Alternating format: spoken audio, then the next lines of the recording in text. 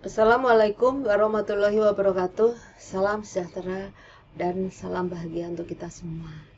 Pada video kali ini masih merupakan pertemuan ke-9, tapi topiknya berbeda, yaitu penulisan penutup.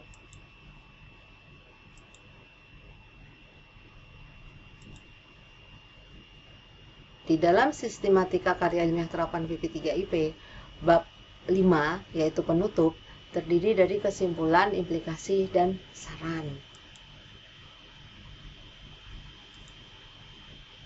Nah, di sini ada alur penulisan komponen penutup. Jadi, yang namanya karya ilmiah terapan itu mengalir dari sejak bab 1.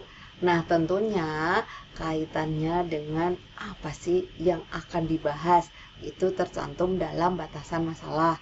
Kemudian pastinya ada teori yang mendukungnya, telah dituangkan di bab 2. Nah, kemudian di bab 3 ada kaitannya dengan metode penelitian. Nah, analisisnya ada di bab 4, termasuk bagaimana pemecahannya. Sehingga kaitannya dengan penutup itu rangkaiannya ada kaitannya dari sejak bab 1.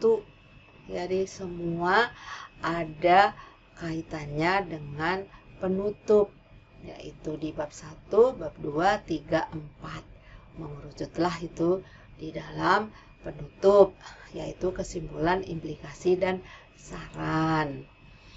Nah, terkait penulisan kesimpulan, jadi kesimpulan itu berdasarkan dari fakta atau hubungan yang logis. Kesimpulan terdiri dari kesimpulan utama dan tambahan. Jadi kalau kesimpulan utama harus bertalian dengan pokok permasalahan dan dilengkapi putih-putih. Sedangkan tambahan, penulis tidak mengkaitkan pada kesimpulan utama, tapi tetap menunjukkan fakta yang mendasari. Nah, selanjutnya penulis tidak dibenarkan menarik kesimpulan yang merupakan hal baru. Kemudian, pada tulisan ilmiah yang tidak memerlukan hipotesis, maka kesimpulan merupakan uraian tentang jawaban penulis atas pertanyaan dalam rumusan masalah yang telah tertuang dalam bab pendahuluan. Nah, di sini sebagai catatan perlu digarisbawahi, apabila kesulitan membuat kesimpulan tambahan, maka Bapak Ibu tidak perlu membuat kesimpulan tambahan. Nah, artinya kesimpulan atas jawaban atas pertanyaan dalam rumusan masalah. Jelas ya, kesimpulan benang merahnya di situ, kaitannya dengan rumusan masalah. Nah, sekarang inti dari kesimpulan. Kesimpulan berisikan jawaban dari tujuan penelitian atau pembuktian hipotesis. Itu bagi kalau yang kuantitatif. Jadi, kesimpulan yang baik jumlahnya harus sesuai dengan tujuan. Nah, coba dilihat skema yang di bawahnya. Rumusan masalah dibuat tujuan. Artinya apa? Tujuan itu turunan atau mengalir dari rumusan masalah. Sehingga berdasarkan hasil analisis data itu akan dapat dibuat kesimpulan dan menjawab tujuan, notabene menjawab rumusan masalah juga. Karena benang merah antara rumusan masalah, tujuan, dan kesimpulan itu akan terlihat jelas. Nah, kaitannya dengan kesimpulan kualitatif. Kesimpulan kualitatif itu ya berisikan jawaban atas rumusan masalah yang dikemukakan atau pencapaian tujuan penelitian. Jadi, jumlah kesimpulan sesuai dengan rumusan masalah dan tujuan penelitian. Kalau rumusan masalah dan tujuan penelitian ada 5 butir, maka kesimpulan juga 5 butir.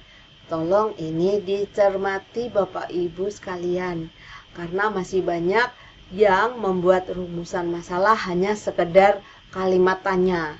Kemudian sudah mulai tidak nyambung waktu membuat tujuan penelitian. Jadi tolong dicermati, kesimpulan penelitian kualitatif itu ada hubungannya dengan rumusan tujuan, sehingga 3 unsur itu sangat erat hubungannya. Ya, kesimpulan penelitian tersebut harus merupakan temuan yang didukung data. Jadi tidak boleh ya ujuk-ujuk membuat kesimpulan. Nah, tidak ada dukungan datanya. Nah, data itu sudah tertuliskan di bab-bab sebelumnya. Ya. Nah, selanjutnya implikasi. Implikasi itu sendiri ya. Jadi implikasi adalah hasil penelitian itu sebetulnya menjelaskan mengenai arti atau akibat tertentu dari kesimpulan yang diperoleh secara teoritis maupun praktis. Implikasi merupakan suatu pernyataan mengenai penerapan hasil penelitian tersebut. Akan membantu pembaca mengetahui sejauh mana hasil akhir tersebut dapat diharapkan di dalam praktek.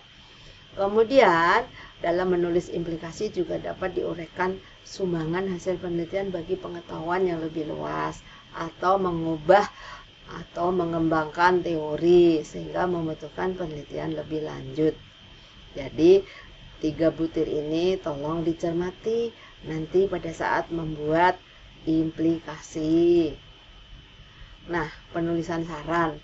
Tata cara penulisan saran, ya, penulis itu memberikan saran atau rekomendasi guna penelitian lebih lanjut atau berfaedah secara real. Penulis harus membuat saran selalu bersumber pada temuan penelitian, pembahasan, dan kesimpulan hasil penelitian, serta tidak keluar dari batas lingkup dan implikasi penelitian. Penulis tidak dapat membuat saran sesuatu yang tidak mempunyai dasar atau keterkaitan dengan pembahasan yang dikemukakan. Penulisan isi saran. Saran yang baik dirumuskan secara terinci dan operasional. Artinya jika orang lain yang hendak melaksanakan saran tersebut tidak mengalami kesulitan dalam menafsirkan atau melaksanakan. Saran dapat diajukan kepada lembaga pendidikan, pemerintah atau swasta, atau pihak lain yang dianggap layak. Saran berisi alternatif yang diajukan penulis agar permasalahan yang ada dapat dipecahkan sebaik-baiknya di waktu mendatang. Nah, ini inti isi saran.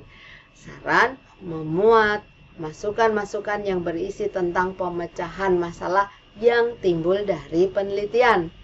Sifat saran biasanya spekulatif, adaptif, dan aplikatif.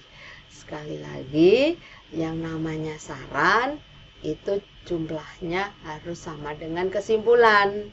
Nah, terkait sama rumusan, tadi dikatakan ada tujuan, kesimpulan, itu sebetulnya mengalir semuanya. Nah, namun di sini kaitannya dengan isi saran, kontennya itu sebetulnya diambil dari pemecahan. Namun kalimatnya adalah kalimat saran. Ya, jadi dari skema yang di bawah itu jelas ya.